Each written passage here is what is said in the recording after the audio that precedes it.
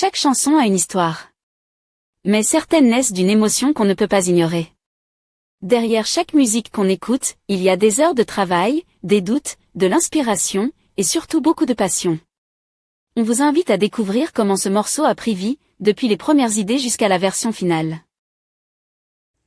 Cette chanson à la base, c'était mon tout premier essai. En partant du texte, j'ai essayé de créer une instru avec les moyens que j'avais. Mais le résultat ne me correspondait pas encore. Je l'ai fait écouter autour de moi et ça m'a confirmé qu'il fallait que je progresse. Alors j'ai laissé le morceau de côté. Ensuite, j'ai travaillé sur d'autres titres avec des instrus libres de droit. À ce moment-là, on m'offre un bon pour enregistrer en studio. J'enregistre ma première chanson. Je sais que je vais devoir travailler si j'espère pouvoir y arriver.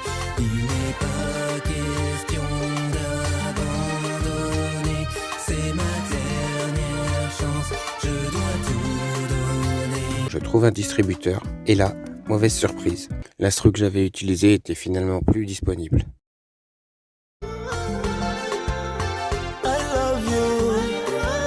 Sur le moment, ça a été un coup dur, mais ça m'a surtout donné envie d'être plus autonome. Et du coup, j'ai appris à créer mes propres instrus. Une fois prêt, je suis retourné au studio. J'ai enregistré la chanson avec ma propre prod, et cette fois, tout s'est bien passé pour la distribution.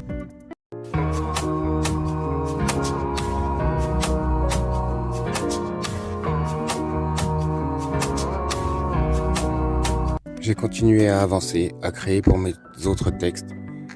Et un jour, je suis revenu à cette toute première chanson. Je me suis dit qu'elle méritait la version que j'avais pas su lui donner au début. Du coup, j'ai tout refait. Nouvelle instru et enregistrement. En parallèle, je travaillais sur le clip de la chanson précédente. Et petit à petit, ce projet a pris forme. Aujourd'hui, le clip est prêt, la chanson aussi, et c'est une fierté de voir que mon tout premier essai est finalement devenu un morceau abouti. Pourquoi militaire un temps, j'ai porté l'uniforme, mais au fond de moi, je ne trouvais pas la norme.